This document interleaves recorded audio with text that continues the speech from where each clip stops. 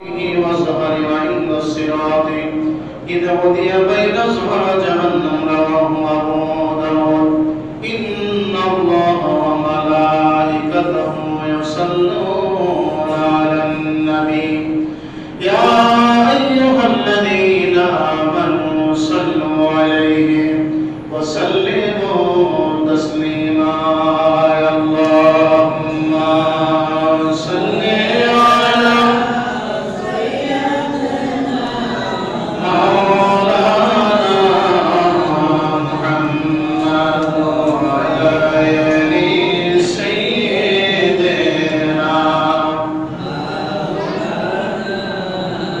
محمد اللهم صل على سيدنا مولانا محمد وعلى آل سيدنا مولانا কোথায় ছিলাম কোথায় আসলাম আবার কোথায় যাব মোরা চলিয়া এই দুনিয়ার মায়ায় পড়ে তা যাইও না ভুলিয়া আল্লাহুম্মা সাল্লি আলা সাইয়্যিদিনা মাওলানা মুহাম্মদ وعلى آل سيدنا مولانا محمد لا إله إلا الله لا إله إلا الله لا إله إلا الله لا إله إلا الله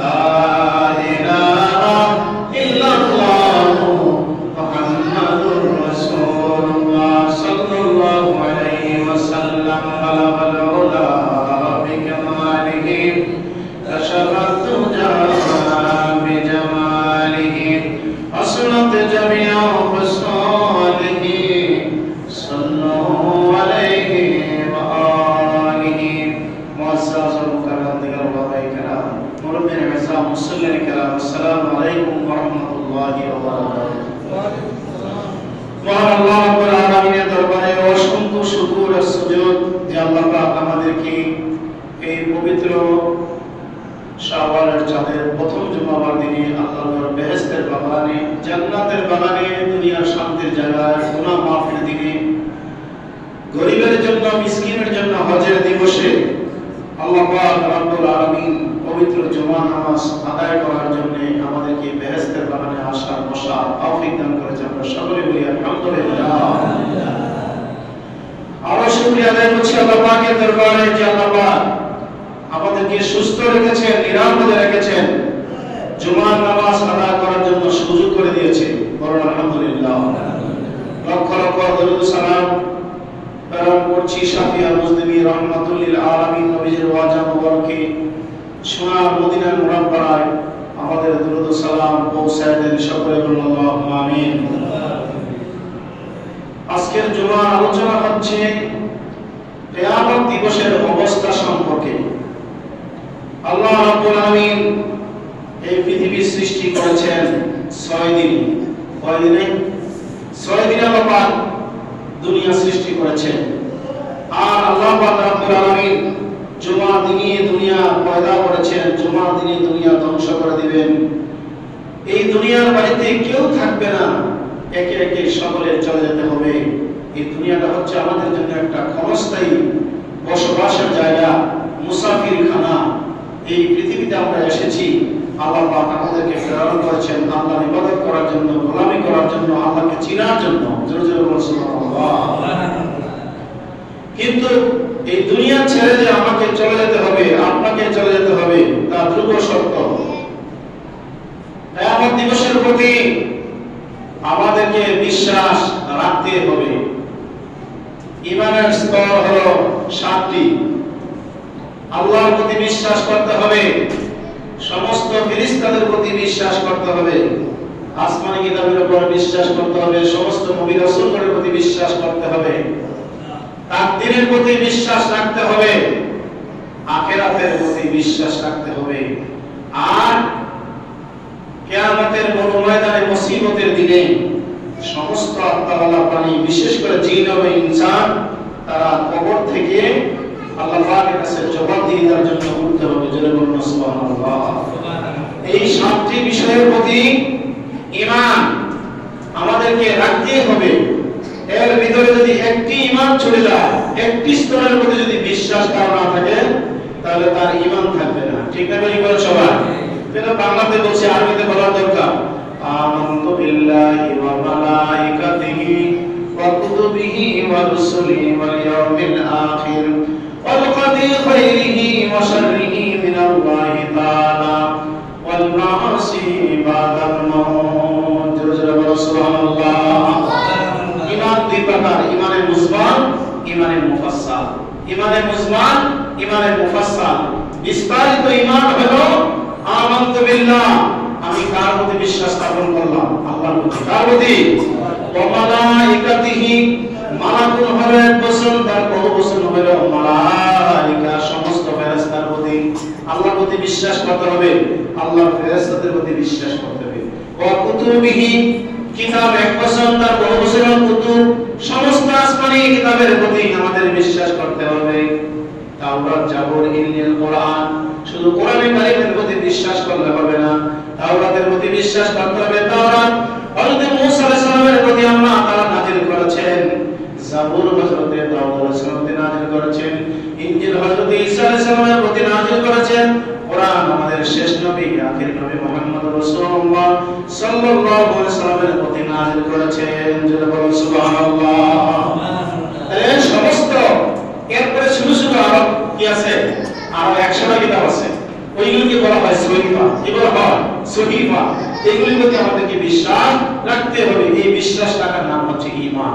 জোরে বল সুবহানাল্লাহ। কিয়ামতের দিনে আল্লাহ রাব্বুল আলামিন বলেন, আল্লাহ পাক রব্বুল আলামিন কোরআনে কারীমে ইরশাদ ফরমান, বিসমিল্লাহির রাহমানির রাহিম, ওয়া মান আ'রাদা আন যিকরি ফাইন্না লাহু মাঈশাতান দানকা ওয়া ইন্না লাহু মাঈশাতান দানকা ওয়া নাহশুরুহু ইয়াওমাল কিয়ামাতি আমা। আল্লাহ পাক বলেন, যে ব্যক্তি আমার জিকির থেকে ফিরিয়া রহিয়াছে তাহার জন্য কষ্টময় জীবন নির্ধারিত আছে। যারা আল্লাহকে স্মরণ করে, আল্লাহ পাক তাকে একবার স্মরণ করলে আল্লাহ পাক তাকে 70 বার স্মরণ করে। সূরা বাকারাতে আল্লাহ তাআলা বলেন, ফাযকুরুনি আযকুরুকুম ওয়াশকুরুলি ওয়ালা তাকফুরুন। ফাযকুরুনি, তোমরা আমাকে স্মরণ করো, আযকুরুকুম, আমিও তোমাদেরকে স্মরণ করব। বলো না সুবহানাল্লাহ। এই আয়াতের তাফসীর আছে যে আল্লাহ পাকের কোন বান্দা যদি আল্লাহকে একবার ডাক দেয়, তাহলে আল্লাহ পাক কতবার সাড়া দেন? 70 বার। তাহলে আল্লাহ দয়া বেশি না কম? বলে না বেশি না কম? সে আল্লাহর রহমত থেকে, নিয়ামত থেকে যারা তার মুখকে ফিরিয়ে নেয়, আল্লাহ বলেন যে ব্যক্তি আমার জিকির হতে ফিরিয়া হয়েছে তার জন্য কষ্টময় জীবন আছে। আর আমি তাকে কিয়ামতের দিবসে অন্ধ করে উঠাবো। যারা চক্ষু আলা চক্ষুষ্মান, আমাদের যাদের চক্ষু আছে, এই চোখ যে আল্লাহ পাক দিয়েছে, চোখেরও হক আছে, আছে না নাই? আছে। 3 ব্যক্তির জন্য জাহান্নামের এখন হারাম। যে চোখ আল্লাহর ভয়ে কাঁদে, জোরে বলুন সুবহানাল্লাহ। চোখ দিয়া আল্লাহর ভয়ে কাঁদে না, যে চোখ দিয়ে আল্লাহর ভয়ে বান্দা বান্দির চোখের পানি বের হয়ে যায়, ওই ব্যক্তির জন্য জাহান্নামের আগুন 7টা যুগের আগুন হারাম হয়ে যায়। যেই চোখ দিয়ে বেগানা কোন নারীর দিকে তাকায় না, ওই চোখ কখনো জাহান্নামে যাবে না। সুবহানাল্লাহ সবাই।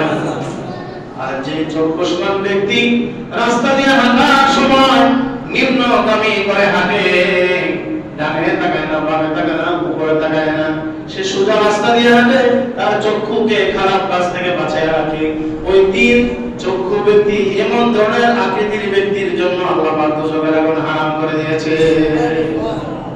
আল্লাহ পাক বলেন যে আমার ঠিকিতে গিয়ে ফিরে রইল, আমি তাকে কষ্ট দেব আর তাকে আমি অন্ধ বানায় উঠাবো।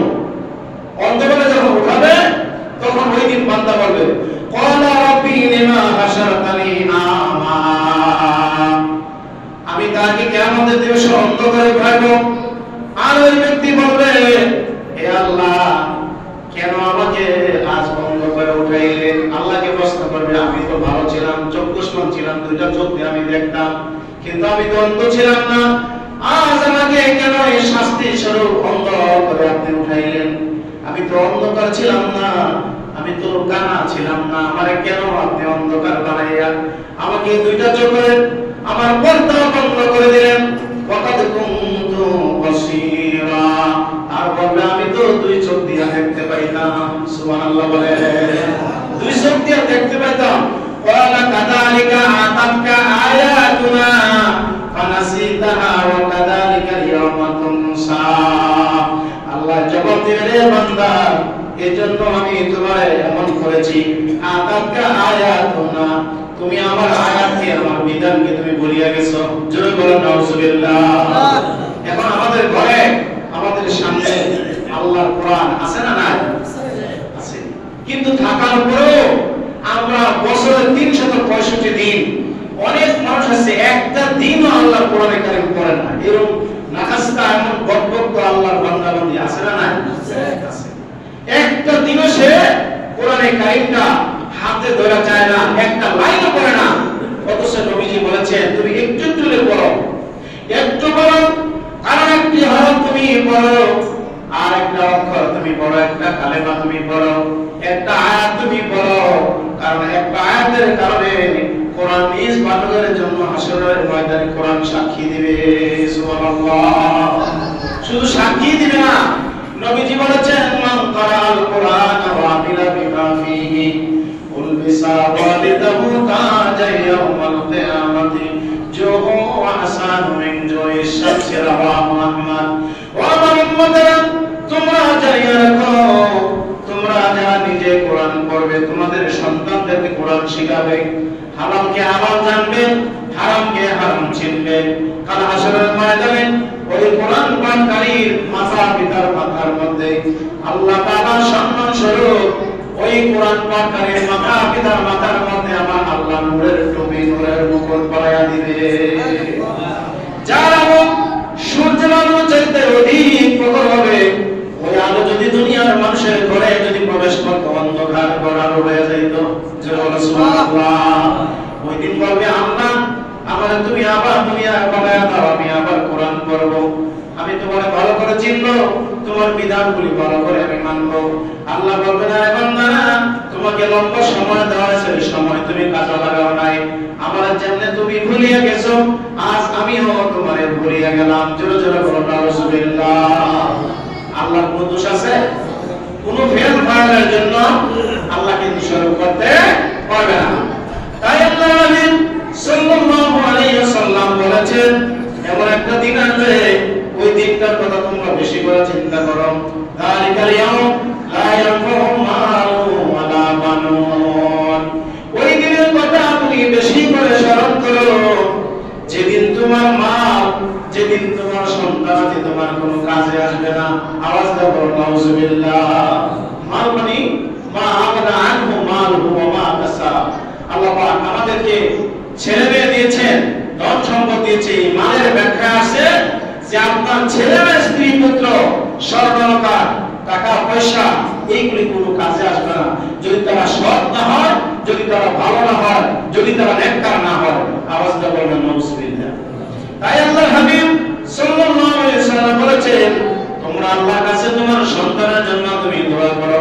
আল্লাহ আমাদেরকে দোয়া শিখিয়ে দিয়েছেন, তোমার সন্তান দিয়েছে, এই সন্তানগুলির জন্য আমার কাছে দোয়া করো। রব্বানা হাব লানা মিন আজওয়াজিনা ওয়া যুররিয়াতিনা কুররাতা আয়ুনিন ওয়াজআলনা লিল মুত্তাকিনা ইমামা। সুবহানাল্লাহ। আল্লাহ আমার ছেলে, স্ত্রী, পুত্র সবাইকে তুমি আব্দে সলেহ বানায় দাও, সন্তানগুলো সলেহ বানায় দাও, আমার মেয়ে সন্তানগুলোকে সলেহ বানায় দাও, এমনকি আমার স্ত্রীকে নেককার বানায় দাও। জোরে বলুন আল্লাহু আকবার। অথচ আমি নিজের জন্য দোয়া করি না, নিজে নিজের জন্য আমরা দোয়া করি না, আল্লাহ পাক শিখিয়ে দিয়েছেন আরো দোয়া করো, রব্বি জাআলনি মুকিমাস সালাতি ওয়া মিন যুররিয়াতি রব্বানা ওয়া তাকাব্বাল দুআ। আল্লাহ বলেছেন বান্দা তুমি নামাজের জন্য দাঁড়ায় যাও, নামাজ তুমি প্রতিষ্ঠা করো, নিজে নামাজ আদায় করো, নিজে সালাত আদায় করো। শুধু নিজে আদায় করলে হবে না, তোমার সন্তান যেন সালাত আদায় করে তাদেরকে প্রশিক্ষণ দাও। জোরে জোরে বলুন সুবহানাল্লাহ। আমার বংশধরের জন্য কি করতে হবে? আমাদের সন্তানাদি ছেলে মেয়ে স্ত্রী পুত্র আপনজন আওলাদের জন্য দোয়া করার জন্য আল্লাহ পাক বলেছেন। তার জন্য, নিজের জন্য, ছেলে মেয়ের জন্য, আওলাদের জন্য, আপনাদের জন্য, কওমের জন্য, বংশধরের জন্য। জোরে বলুন সুবহানাল্লাহ। قال النبي صلى الله عليه وسلم রাসূল সাল্লাল্লাহু আলাইহি ওয়াসাল্লাম হাদিস শরীফে ইরশাদ ফরমান তুদনা শামসু ইয়াউমাল কিয়ামাতি মিনাল খালকি হাত্তা তাকুনা মিনহা কামিকদারি মিলিন ফাতাকুনু নাসু আলা কদরি আমালিহিম ফিল আরদি ওয়া মিনহুম মান ইয়াকুনু ইলা কাবাইহি ওয়া মিনহুম মান ইয়াকুনু ইলা রুকবাতাইহি ওয়া মিনহুম মান ইয়াকুনু ইলা আহওয়াইহি ওয়া মিনহুম মান ইউজিমুল আরাকু ইলজামা। রাওয়াহু মুসলিম।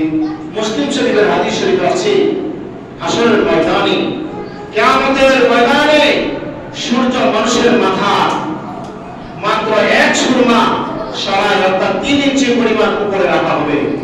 এই পৃথিবী থেকে সূর্যের দূরত্ব 9,30,00,000 মাইল। বলেন না সুবহানাল্লাহ। পৃথিবী থেকে সূর্যের দূরত্ব কত মাইল? 9,30,00,000 মাইল। এবং আলোর গতি প্রতি সেকেন্ডে 1,86,000 মাইল বেগে পৃথিবীতে আসে। কোথায় সূর্য? কথা বলবো না, কোথায় সূর্য আর কোথায় দুনিয়া? এই এত দূর 9,30,00,000 মাইল থেকে সূর্যের গতিবিধি পৃথিবীতে আসে। মরুভূমির বালুগুলি কি হয়ে যায়? পা রাখা যায় না। মানুষ ছাতা ছাড়া চলতে পারে না। মাথার মস্তিষ্ক মনে হয় যে গলে যায়, পায়ের তালু যেন গলে যাইতে আছে। এতটা আমাদের বরদাস্ত করা যায় না। পায়ে স্যান্ডেল, জুতা আমাদের ব্যবহার করতে হয়। কাল হাশরের ময়দান জমিন হয়ে যাবে তামাম, আর মাথার 3 ইঞ্চি উপরে আসবে সূর্য। জোরে বলুন আল্লাহু আকবার। ওই দিন সূর্যের তাপ বেড়ে যাবে, রৌদ্রের প্রখরতার কারণে মানুষের মাথার মগজ বাতের মারের মতন টকটক টকটক করে মানুষের মস্তকটা যেদিন গলে যাবে, তখন ওই মাথার মস্তক করে তার মুখ বেয়ে যখন জমিনে পড়তে থাকবে, আল্লাহর হাবিব ফরমান এমন অবস্থায় তার নিজের শরীর থেকে ঘাম বয়ে পড়তে পড়তে জমিনের মধ্যে বন্যা হয়ে যাবে। সুবহানাল্লাহ। কি হয়ে যাবে? বন্যা হয়ে যাবে। তখন নিজের কর্ম অনুসারে সেই বন্যার মধ্যে, গর্ভের মধ্যে সে অবস্থান করবে। কারো পায়ের গিরা সমান, কারো হাঁটু সমান, কারো কোমর সমান, কারো হবে গলা সমান। ওই দিন কেউ কারো দিকে তাকাইবার সময় পাবে না। আল্লাহর হাবিব সাল্লাল্লাহু আলাইহি ওয়াসাল্লাম বলেছেন সে তার ঘামের মধ্যে ডুবিয়ে থাকবে। আরেক হাদিসে আল্লাহর হাবিব বলেছেন ইউশারুন নাসু ইয়াওমাল কিয়ামাতি রুফাতান ওরাতান ওরলা। বলতু ইয়া রাসূলুল্লাহ রিজালুন নিসাউ জামিয়া। আয়েশা সিদ্দিকা রাদিয়াল্লাহু তাআলা আনহা থেকে হাদিসটা বর্ণিত। আল্লাহর হাবিব বলেছেন আয়েশা রে, হাশরের ময়দানে আমার বান্দা বান্দীগুলি সবগুলি হাশরের ময়দানে উঠবে ল্যাংটা। জোরে জোরে বলুন নাউযুবিল্লাহ। কি অবস্থা হবে? ল্যাংটা উঠবে। আল্লাহ হাদিসে একদিন বলতেছে আয়েশা মানুষগুলি ল্যাংটা অবস্থা উঠবে। তখন আয়েশা সিদ্দিকা রাদিয়াল্লাহু আনহা নবীজিকে প্রশ্ন করেন হুজুর এটা কেমন করে হয়? নারী এবং পুরুষ সবার সবার, তাহলে এরকম যদি হয় কারণ আল হায়াউ শুবাতুন মিনাল ঈমান, লজ্জা ঈমানের অংশ। আল্লাহ নবী বলেছেন ইয়ানজুরু বা'দুহু ইলা বা'দিন ফাকাল ইয়া আয়েশাতুল আমরু আশাদু মিন আইয়ানজুরু বা'দুহু ইলা বা'দ। আয়েশা তুমি মনে করছো একজন আরেকজনের দিকে তাকাবে, কিন্তু না, একজন আরেকজনের দিকে তাকানোর সুযোগ পাবে না। সবাই শুধু নাফসি নাফসি বলে কাঁদবে। আল্লাহু আকবার। একদিকে হবে সূর্য মানুষের দিনের চেয়ে উপরে, আরেকদিকে মিজানের পাল্লা টাঙ্গানো হবে, আরেকদিকে ফুলছাড়া জাহান্নামের উপরে টাঙ্গানো হবে। 3টা বিপদ। পরে না পরে বিপদ? বিপদ হলো 3টা। এক নম্বর হলো মিজানের পাল্লা মানুষের নেক এবং বদ ওজন দেওয়া হবে। ওই জায়গায় মানুষগুলি যার যার চিন্তায় পেরেশানি থাকবে, আমার নেকি কম হয় না, কত বেশি হয়ে যায়। আবার ফুলসিরাতের জাহান্নামের উপরে ফুলসিরাতের পুল 30,000 বছর রাস্তা টাঙ্গানো হবে, উঠতে 10,000, মাঝখানে 10,000, আবার নামতে হলো 10,000, 3 কত 30,000 বছর রাস্তা ফুলসিরাত কেমনে মানুষ পার হবে? চুলো থেকে চিকন, হীরার চেয়ে ধান, অমাবস্যার চেয়ে অন্ধকার, সেই ফুলসিরাতের পুল কেমনে হবে আল্লাহর বান্দা পার? এমনি হবে আরেকটা হাদিস বলছেন, হাসরের ময়দান এমন একটা অবস্থা হয়ে যাবে, যে ময়দান হয়ে যাবে মরুভূমি, আমার জমি হয়ে যাবে 3 ইঞ্চি উপরে সূর্য চলে আসবে, মানুষগুলি ভয়ে কাঁপতে থাকবে আর নিজের ঘাম গুলি করতে থাকবে। অবস্থা বলেন আল্লাহু আকবার। আল্লাহ হাবিব বলেছেন, আয়েশা তুমি বলেছো এমনি হবে নারী পুরুষ পক্ষে হাত তারা উঠবে, এত অপরাধ দিকে তাকায় লাগায় পারে কোনো সুযোগ পাবে না, নিজ নিজ চিন্তায় এমন ভাবে মগ্ন থাকবে, এত অপরাধ দিকে তারা কখনো সুযোগ পাবে না তাকানোর জন্য। যখন মিজান করলেন কি করা হবে? তাদের নেক এবং তাদের ওজন দেওয়া হবে। আল্লাহ নবী সাল্লাল্লাহু আলাইহি ওয়াসাল্লাম দেখবে একদল মানুষকে তাদের হাতে পায়ে কড়া লাগাইয়া জাহান্নামে দিয়ে নিয়ে যাচ্ছে। জোরে জোরে বলুন সুবহানাল্লাহ। জাহান্নামে নিয়ে যাবে। আল্লাহ হাবিব বলবে, ও ফেরেশতারা রাখো, তোমরা যাদেরকে জাহান্নামে নিয়ে যাচ্ছ তারা কারা? ফেরেশতারা বলবে, এরা হচ্ছে বক্কার, এরা জাহান্নামী। আমার নবীজি বলবে, এদেরকে মনে হয় আমার উম্মতের মতো চিনা যায়। জোরে বলুন সুবহানাল্লাহ। কোরআনে আছে, হাদিস শরীফে আছে, আল্লাহ পাক ওই হাসরের ময়দানে নেককারদেরকে এরকম ভাবে ছেড়ে দেবে, তারা নিজের আপনজনদেরকে দেখলে বুঝবে এটা আমার ভাই, এটা আমার বন্ধু, এটা আমার আত্মীয়। সুবহানাল্লাহ বলেন না? আরেক জায়গায় বলা হচ্ছে, নিজের মা তার মেয়েকে পরিচয় দিবে না, মেয়ে তার মাকে পরিচয় দিবে না, বাবা তার ছেলেকে পরিচয় দিবে না, ছেলেও তার বাবাকে পরিচয় দিবে না। কিন্তু আল্লাহ হাবিব বলেছেন, আমি আমার উম্মতের চিনব। সুবহানাল্লাহ। কিভাবে চিনবেন? নবীজি বলেছেন, হাসরের ময়দানে কোটি কোটি উম্মতকে যখন ছেড়ে দেওয়া হবে, জাহান্নামীরা জাহান্নামে যাবে, তার মধ্য থেকে নবীর উম্মতদেরকেও দেখা যাবে, এদেরকে কিছু বদ অহংকারে রেখে জাহান্নামে নিয়ে যায়। আল্লাহ হাবিব বলেছেন, যারা দৈনিক দুনিয়াতে 5 ওয়াক্ত নামাজ আদায় করেছে জামাতের সঙ্গে, জামাতে আদায় করেছে, 5 ওয়াক্ত নামাজ পড়ার আগে তারা ওযু বানাইছে, ওযুর অঙ্গ প্রত্যঙ্গগুলি, ওযুর পানিগুলা যেভাবে পড়ছে, আসলে ময়দানে ওযুর চিহ্নগুলা চিকচিক করতে থাকবে, চিকচিক করতে থাকবে। জোরে বলুন সুবহানাল্লাহ। নবীজিকে সাহাবারা বলল, হুজুর আসরের ময়দানে কোটি কোটি মানুষের মাঝে আপনার উম্মতদেরকে আপনি কেমনে চিনা বার করবেন? নবীজি বলেছেন, যদি হাজার হাজার ঘোড়ার মধ্যে একটা সাদা এবং কালো চিহ্ন যদি একটা ঘোড়া ছেড়ে দেওয়া হয়, কয়েকটা ঘোড়া যদি ছেড়ে দেওয়া হয়, কালো আর সাদার মধ্যে যদি এরকম চিহ্ন দেখা যায়, তাইলে কি বের করা যাবে? সাহাবারা বলছেন, হুজুর আর ঘোড়ার মধ্যে মাঝে মধ্যে সাদা যদি ছেড়ে দেওয়া হয়, কালো চিহ্ন দেখা যায়, তাইলে অনায়াসে বের করা যাবে। আমার নবীজি বলেছেন, আমার উম্মতেরা যারা 5 ওয়াক্ত নামাজ জামাতের সঙ্গে আদায় করেছে, 5 বার ওযু করেছে, আমার উম্মতের ওযুর চিহ্নগুলি দেখে আমি নবী আমার উম্মতকে সহজে বের করতে পারবো। জয় বলো সুবহানাল্লাহ। তাই নবীজি বলেছেন, as-salatu mifতাহুল জান্নাহ, নামাজ হলো জান্নাতের চাবি। আমার নবীজি বলেছেন, আল-ওযু মিফতাহুস সালাহ, ওযু হলো নামাজের চাবি। ওযু যদি না হয় নামাজ হবে না, আর নামাজ পড়তে হলে ওযু ছাড়া নামাজ হবে না। যদি তার ওযু হয় তাহলে নামাজ হবে, নামাজ যদি হয় অবশ্যই সে জান্নাত পাবে। সুবহানাল্লাহ। আরে ওযু করার সময় আমরা যেন ঠিকঠাক ভাবে ওযু করি। অনেকে ওযু করে ঠিক আছে, পায়ের গোড়ালি, পায়ের আঙ্গুলের মধ্যে ভালো করে বসা মাজা করে না। যাদের ঘন দাড়ি আছে, এই দাড়িগুলো আঙ্গুল দিয়ে ভালো করে খিলাই করতে হবে। ঠিক না বেরি বলেন? হাতের মধ্যে আংটি থাকলে তাও ভিজে দিতে হবে। বলা হচ্ছে ওযু করার সময় 2 হাতে এই যে পাঞ্জা আমাদের যে আঙ্গুলগুলি আছে, এই আঙ্গুল যেন আমরা ভালো করে বসা মাজা করি, পায়ের আঙ্গুলগুলো যেন ভালো করে আমরা মাজি। কারণ যদি ভালো করে ওযু করি, ওযুর ফোঁটা যখন জমিনের মধ্যে পড়ে, আমার নবী বলেছেন তার জীবনের সগীরা গুনাহগুলি মাফ হয়ে যায়। হাত ধুতে করলে হাতের গুনাহ মাফ হয়ে যায়, আর পা ধুতে করলে পায়ের গুনাহ মাফ হয়ে যায়, মুখমণ্ডল ধুতে করলে চেহারার গুনাহ মাফ হয়ে যায়, মাথা মাসে করলে মাথার দ্বারা গুনাহ হেভি, মাথার দ্বারা যদি কোনো দুশ্চিন্তা খারাপ চিন্তা করে থাকে আল্লাহ পাক মাফ করে দিব। জোরে বলো সুবহানাল্লাহ। আল্লাহ হাবিব সাল্লাল্লাহু আলাইহি ওয়াসাল্লাম একবার যাবে মিজানের গোড়ায় জাহান্নামীদেরকে জাহান্নামে নিয়ে যাবে, হাতে পায়ে কড়া বাঁধানো হবে, পায়ের মধ্যে শিকল বাঁধা হবে। নবীজি বলবে ও ফেরেশতারা এরা আমার উম্মত বলে আমার মনে হয়। আল্লাহ বলবে ও ফেরেশতারা বন্ধু নবী রাহমাতুল লিল আলামিন ডাক দিছে সামনের দিকে এক চুল পরিমাণ আর নিবা না। জোরে বলো সুবহানাল্লাহ। বন্ধু কি বলতে চায় আমি আল্লাহ দেখবো, আল্লাহ হাকামুল হাকিমিন হয়ে আল্লাহ বিচার করব। সুবহানাল্লাহ। এরপরে কিছু লোকদেরকে জাহান্নামে ফেরেশতারা হেসরা নিয়ে যাইবো। নবীজি বলবে ফেরেশতারা দাঁড়াও, আল্লাহ বলবে ও ফেরেশতারা দাঁড়াও, কারণ বন্ধু নবী তোমাদেরকে দাঁড়ানোর জন্য বলছে, বেয়াদবি করা যাবে না। বন্ধুর কারণে আমি আল্লাহ তাআলা কুল কায়নাত বানাইছি। সুবহানাল্লাহ বলে। এবার তাদেরকে পেছনের দিক থেকে সামনের দিকে আবার মিজানের দিকে আনা হবে। মিজানের পাল্লা তাদের নেক এবং বদ ওজন দেওয়া হবে।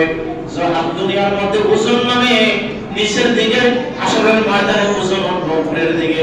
সুবহানাল্লাহ বলে। বলা হচ্ছে যখন তাদের নেক এবং বদের ওজন দেওয়া হবে, কিন্তু আসলে তাদের বদ মানে গুনাহ বেশি হয়ে যাবে। আমার নবীজির জামা মোবারক থেকে আস্তিক মোবারক থেকে ডান হাত মোবারক লাগাইয়া তুলাকে সবাই আমরা চিনি, তুলার মতন পাতলার কোন জিনিস নয়, এক খন্ড তুলা দণ্ড আমার নবীজির জুব্বা মোবারক থেকে মিজানের পাল্লায় যখন দিয়ে দেবে, সঙ্গে সঙ্গে গুনাহগার উম্মতের নেকের পাল্লা ভারী হয়ে যাবে। আল্লাহ বলবে বন্ধু নবী গো আপনার উম্মতের জন্য আপনি যা দিয়েছেন, এমনকি নবীজি পাল্লা নিত্যির মিজানের পাল্লা নবীজি নিজ হাত দ্বারা ধরে রাখবে। আল্লাহ বলবে বন্ধু যাদের জন্য আপনি সুপারিশ করবেন, ইসফা ফুসফা আপনি যার জন্য সুপারিশ করবেন, আমি নবী আমি আল্লাহ ওয়াদা দিলাম তাকে আপনি জান্নাতে প্রবেশ করেন। বলেন আল্লাহু আকবার। দ্বিতীয় নম্বর হচ্ছে যাবে মিজানের ফুলসরাতের দিকে, ওই জায়গায় একবার দৌড় মারবে, গিয়া দেখবে একদম মানুষ জাহান্নামে তাদের পাও দিছে, পাও এটা করতে আছে, তাদের পায়ের গোড়ালি কাটলো, হাঁটু কাটলো, কোমর পর্যন্ত কাটলো, দেহরা খন্ড খন্ড হইয়া পড়ে যাইতেছে, আর একদম মানুষ তারা দাঁড়াইয়া থর হইয়া থাকবে। আল্লাহর হাবিব বলে ও ফেরেশতারা তারা কারা দাঁড়ায় আছে, তারা এখানে কেন দাঁড়ায় আছে? বলা হবে এরা গুনাহগার। জোরে বলুন আল্লাহু আকবার। এরা গুনাহগার, এরা ফুলচারাত দেখিয়া থরথর করে ভয় করে কাঁপতে থাকবে। আল্লাহ রাসূল বলবে ও ফেরেশতারা তাদেরকে ছেড়ে দাও আর আমার উম্মত আমার কাছে দিয়ে দাও। এক হাদিস শরীফ আছে নবীজি বলেছেন যারা আমাদের ভালোবাসে আমি তাদেরকে ভালোবাসবো, যারা মান আহাব্বা সুন্নতি ফাকাদ আহাব্বানি ওয়া মান আহাব্বানি কানা মাই ফিল জান্নাহ। নবীজি দুনিয়া ওয়াদা দিয়েছেন ও আমার উম্মতরা যারা আমার সুন্নতকে ভালোবাসবে আমি তাদেরকে ভালোবাসবো, আর যারা আমায় ভালোবাসবে আমি নবী নিজ হাতে ধইরা তারে জান্নাতের গোড়ায় পৌঁছায়া দিয়ে আসবো। জোরে বলুন আলহামদুলিল্লাহ। এইজন্য যাদের দাড়ি গজাইছে দাড়ি উঠতে সময় দেয়, এক মুষ্টি পরিমাণ যেন দাড়ি যেন তারা রাখে। অনেক মুসলমান এমন আছে 60 70 100 বছর হয়ে গেছে এখনো দাড়ি রাখে না। এর মাসানা নাই। নিজের বিবি বাচ্চারা দুনিয়ার মানুষের কাছে সৌন্দর্য বিকাশের জন্য তুমি দাড়ি রাখো না, অথচ নবীজি বলেছেন মান তামাসসাকা বিসুন্নতি ইনদা উম্মতি ইনদা ফাসাদি উম্মতি ফালাহু আজরু মিআতি শাহীদ। এই বর্তমান তোমার দাঁড়ে ফিতনার জমানায়, মুসিবতের জমানায় একটা সুন্নাত নবীজির যারা আদায় করবে, আমার নবীজি বলেছে জিহাদের ময়দানে যুদ্ধ করতে করতে কাফেরদের সাথে মোকাবেলা করিয়া আমার যদি কোনো উম্মত যদি বিদায় হয়ে যায়, 100 যদি শহীদ হয়ে যায়, 100টা শহীদের সওয়াব একটা সুন্নতের বিনিময়ে দেওয়া হবে। জোরে জোরে বলুন আল্লাহু আকবার। এজন্য আপনার ছেলে মাদ্রাসায় পড়ো, স্কুলে পড়ো, কলেজে পড়ো, ভার্সিটিতে পড়ো, দোকানদারি করো, ব্যবসা করো, নবীর সুন্নাত দাড়ি যদি রাখেন, এই দাড়ি রাখা নবীর সুন্নাত না মুসলমানদের সাইনবোর্ড, মুসলমানদের সাইনবোর্ড, মুসলমানদের চিহ্ন। কারণ দাড়ি রাখা হলো ওয়াজিব। অনেকে মনে করে সুন্নাত, সুন্নাত তো পালন অনেকে করে অনেকে করে না, ওয়াজিবটা অবশ্যই করতে হবে। কারণ নবী যেটা পছন্দ করেছে মান আতা রাসূলুল্লাহ ফাকাদ আতা আল্লাহ, আল্লাহ বলেছেন বন্ধু নবীর যারা অনুসরণ করলো তারা যেন আমি আল্লাহর অনুসরণ করলো। সুবহানাল্লাহ। কারণ নবীজি গোলামি করেছে কার? আল্লাহ। সবচেয়ে বেশি ইবাদত করেছে আপনার নবী, আমার নবী রাহমাতুল লিল আলামিন। জোরে বলুন সুবহানাল্লাহ। وقال النبي صلى الله عليه وسلم يؤتى بجهنم يومئذ لها 70,000 زمام مع كل زمام 70,000 ملاك يزرونها رواه مسلم। সেই দিন জাহান্নামকে টানিয়া কিয়ামতের ময়দানে আনয়ন করা হবে। জাহান্নামের 70,000 শিকল থাকবে, আর প্রত্যেক শিকলে 70,000 করে ফেরেশতা উহাকে টানিয়ে আনবে। জোরে জোরে বলুন নাউজুবিল্লাহ। ওয়া আয়েশা রাদিয়াল্লাহু তাআলা আনহা আন্নাহা যাকারাতিন নার ফাকাত ক্বালা রাসূলুল্লাহ সাল্লাল্লাহু আলাইহি ওয়াসাল্লাম মা ইউবকি। হযরত আয়েশা রাদিয়াল্লাহু তাআলা আনহা এই কথা স্মরণে কাঁদিয়া উঠলেন, আর রাসূল সাল্লাল্লাহু আলাইহি ওয়াসাল্লামকে জিজ্ঞাসা করলেন তুমি কাঁদিতেছ কেন? আয়েশা রাদিয়াল্লাহু তাআলা উত্তর করলেন দুজকের কথা স্মরণ করিয়া কাঁদিতেছি। আপনারা কি আপনাদের পরিবার বর্গের কথা কি আমাদের স্মরণ রাখিবেন? রাসূল সাল্লাল্লাহু আলাইহি ওয়াসাল্লাম উত্তর করলেন তিনটি স্থানে কেহ কারো কথা স্মরণ রাখবে না। কয় জায়গায়? কয় জায়গা?